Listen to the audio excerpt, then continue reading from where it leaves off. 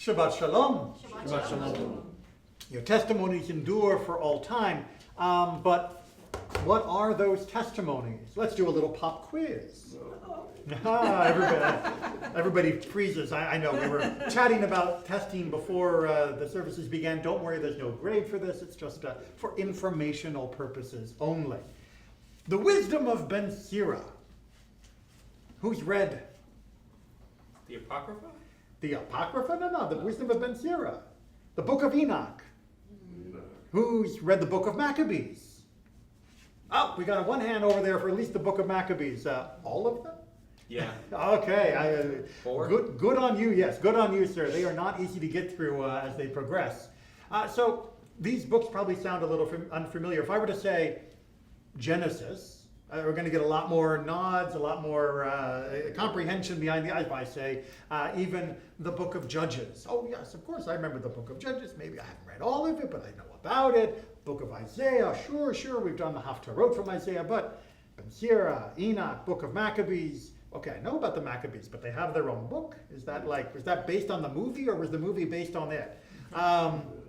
Well, there are these other collection of books that are called the Apocrypha in the Christian tradition, that are books that are considered to be adjacent to Judaism, but are not actually part of the Tanakh.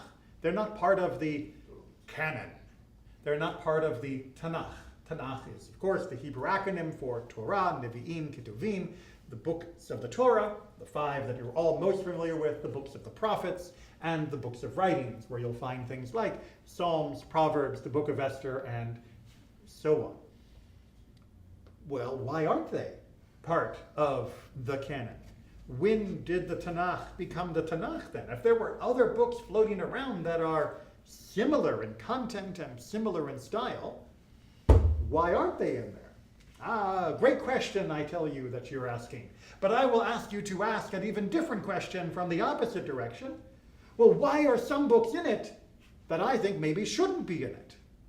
That is to say, we may ask why some books didn't make the cut, but actually Judaism has a longer discussion of why some books maybe shouldn't have made the cut. We read from one of them earlier this evening, Shir HaShirim, the Song of Songs. Now, if you've ever read through the Song of Songs without the aid of additional commentary and an explanation, you probably understand why there were questions of whether this book should belong in the Bible. What is the Song of Song about, at least on the surface level? A girl and a boy, and they are in love. Right? It is an extended love poem. And the metaphors for the intimacy of these two lovers are quite explicit as far as biblical terminology goes. Yes, it wouldn't exactly make it to HBO now, but it was quite graphic for its time. And there were many who said, I really like Shir HaShirim, I like this poem, but is it Bible material? Does it actually belong in the official Bible? I mean, come on, it's right alongside of, Exodus and Leviticus. And not just Shir HaShirim, but also the book of Ecclesiastes, or easier to say, the book of Kohelet, which most of us know better for the song, to everything there is a season, turn, turn, turn. Right? That is taken from Kohelet, and if you read through it in its entirety, yeah, you can also scratch your head and say, how did this make the cut into the Bible? At least the book of Maccabees talks about, God and about the victory and defending our faith. This talks about the futility of life and that things just happen, and what's the point of even trying, because good people, bad people were all worm food. It's really, really depressing. It's sort of an early version of existentialism without the uplift that Sartre or Camus gave it. And sorry, that's my philosophy background. Trust me, that was a funny joke. But both of them made it in to the canon. Why? Well, because... The accepted literature of the day. No, because they held a debate. That is to say, the sages of yore sat down and said, okay, Shir HaShirim, Kohelet, do these belong within the Bible or not? And all those in favor say aye, all those opposed say nay, the ayes carry, it's official. That's how they stayed in the Tanakh. There was a debate, a discussion, and it was considered that both of them had significant religious value, and that both of them were considered to have been divinely inspired, and that we might have to work a little harder to understand both their place within Judaism as a whole, as well as the import of their message. But these are part of our religious tradition. But what about Ben Sira? What about Enoch? What about the Maccabees? Well, they didn't get voted in. They were not included as part of the canon. So that means we lit a big bonfire, we threw all of the copies in. No, we didn't. We did not burn the books that didn't make it into the canon. We did not destroy the other opinions that were out there that were very similar in some ways or radically different in other ways. We instead said, very nice, but those are not actually part of the Bible. Those do not get the official stamp of the community as being religiously significant. They are merely culturally interesting. And so when we read the book of Maccabees, we are not reading it the same way as we read the Torah or read the books of the prophets. We are reading it as a historical, cultural work that is interesting and significant for what it tells us about the episode of the Maccabees and the culture of the day, but we do not feel as though we are being touched by God the same way as we read other texts. Everybody with me so far? Okay, because that is a key, important facet of Jewish life. We often have to make a decision of what is in and what is out.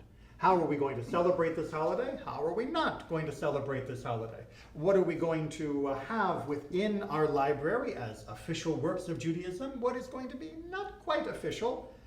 And yet throughout our history, until very recently, and unfortunately in some of our communities, but very few, when we have said something is not canonical, we have simply said, therefore it has no official weight within the community. You cannot point to something in the wisdom of Ben Sira and say, therefore this is what we should do in this court case or on this holiday.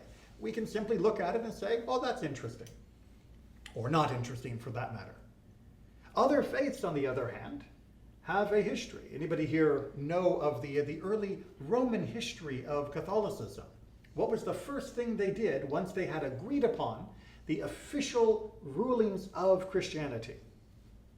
Destroy all the other versions that were out there. The early Christian church was very diverse because no one was really in charge. And they had a huge range of opinions on the divinity of Jesus, the role of Mary, what the relationship between Jesus and God and the Trinity and all, huge range, radical differences of opinion. And eventually the Romans decided that they needed to get the act together. They forced them to agree on what the primary principles would be, and then they destroyed everything else that was different and persecuted anyone who continued to adhere to those other versions of Christianity. When Islam came along, much the same thing happened. After the death of Muhammad, there were different versions of the Quran, there were different writings that had been collected, different traditions of what he had taught or done. And those that were in charge sat down, collected those that they believed were correct, and destroyed every other divergent copy that was out there. In Judaism, not so much. If you go back through the Genizas of Jewish history, the great archives of things that were written, you'll find variations of our Siddur. You will even find some slight variations within the text of the Tanakh itself, a letter here, a letter there. You will find that we did not burn those things that disagreed with the normative version. We simply said, that's very nice, but we think that's incorrect. Now, the real magic happens not just within one religion, but when one religion decides that the other religion over which they have authority has said something that they disagree with. So for example, imagine you are a papal ministry in the Middle Ages of Europe, and it comes to your mind, the Jews have this book called the Talmud. And in the Talmud, they say that Jesus isn't God. I mean, because, we're Jewish and not Christians, so of course that's what we believe. But not only do they say that, they say things about him that are rude or offensive, because they say that if he's not the Son of God, that he must have been born out of wedlock, because after all, if he wasn't Joseph's son, then Mary must have been with a different human man to produce offspring. Not very polite, I'll agree. But what was the papal envoy's decision of what to do with this scurrilous, blasphemous statement made by someone outside of their faith? Burn them, right? Burned the Talmud. There was a huge burning of the Talmud in Europe in order to expunge this horrible, horrible teaching. Eventually they relented and said, okay, fine, you can keep the Talmud, but you have to go through the censors of the church, and they will expurgate anything in your books that they don't like. Whether it be in the Talmud, whether it be in your halachic writings, huge sections of Rambam's Mishnah Torah, great law code were edited out by the Christian church, or whether it be in the Siddur, most famously within the texts of Aleinu, where passages were removed that they took offense at, that were not even directed at them, but nonetheless they took offense at. And overall, we were forced to change our nomenclature when we talked about the Nochrim, the other faiths of the ancient world. In most of our writings, we were commanded by the church to replace that word with Kochavei Avodim, right? The Ovdei Kochavim, those who worship the stars. To make it more explicitly, no, we're not talking about the Christians, 1,000 years before Christianity. We were talking about only idolaters, because if we didn't, we would have been imprisoned, we would have been fined, and our books would have been burned. Not so much fun to have the censorship of the church to try and control our literature. And it didn't only stop there. The censorship continued not only from the church, but later, even when you had secular governments, there would often be a chief censor for the governor, for the government, for the emperor, for the king, that would also make sure that our books were appropriate and not causing offense to the religion of the majority of the state. Unless you think this is purely a religious thing, well, when the Soviet Union came into existence, you might have thought, here is an atheist state. They won't care what we say about Jesus. They won't care what we say about our God. Well, no, they still cared a great deal about what Jews wrote, and Jewish books were censored even more heavily under the USSR than they were under the Catholic Church. Which is why, as Jews, we are extremely sensitive to the concept of censorship, of book banning, or book destruction. As we are on this night joining with synagogues around the country for a celebration of religious freedom, this aspect is very near and dear to our hearts. We are called the people of the book, and yet our books have often come under attack by those outside of our faith. Within ourselves, we found ways to accept that you like a version, great. The community is going to pick one, but we're not going to burn anyone other's version, and we're not going to torture anyone for having a difference of opinion. But we have lived for most of the last 2,000 years under various regimes, both religious and secular, that seem to take great offense at what we wrote.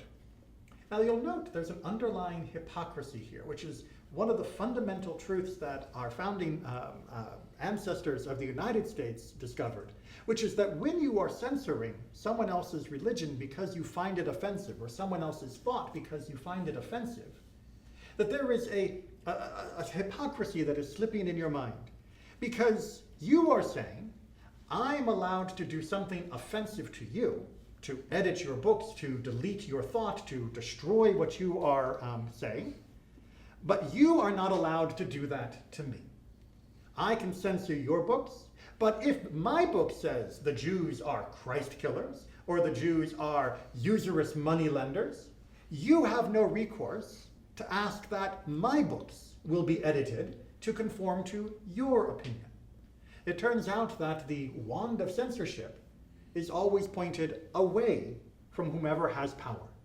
And as such, as Jews, we have learned it's better not to give that wand to anyone. Take away the black markers, take away the scissors, take away the bonfires, and allow people to freely express their ideas, to freely express what they believe in. And if you disagree, well, that's your right too. Write a book about it. Tell me how you disagree. Tell me why you disagree. Maybe I'll read it, maybe I won't, as is my free choice as well. But if you require the silencing of my thoughts, of my ideas, if you require that they be hidden from view from other people, then you do not truly believe whatever it is you claim to believe. For surely a powerful idea, a strong idea, even a God-given idea, will be able to survive all of the challenges that come from other sources. If you think your ideas need that protection, if you think that your faith or your state is vulnerable because a few scruffy Jews happen to believe something different and want to write books about that, then you are in fact admitting to the fragility of your faith and your state. Censorship is used as a weapon precisely by those who recognize the vulnerability of their thought. As Jews, despite our vulnerability of life, our vulnerability of community, our vulnerability throughout the last 2,000 years, we have seen that our ideas will endure. If you wish to censor us, fine. We will put up with that as long as we have to. And then we'll dig out the hidden copies of the originals and we will reinsert what was there before you took your marker to it. And we'll see whose ideas are truly enduring when it is open on the free marketplace of ideas. Then we will see whether or not you can survive, your ideas will thrive if you do not have the protection of a government office to silence those who happen to disagree. So please, whatever your political persuasion is, we must be united in standing up against censorship, against bans, against those who would remove the option of thought from anyone. For we have too often been the target of those bans and those policies. And even if we were now to have the authority, the power to use those ideas, our ideas against others, we'll see that we do not. We will talk about that much more tomorrow during the sermon, as well as our nutshell discussion. So make sure you come back. Or if you can't be there in person, at least you can catch the live stream.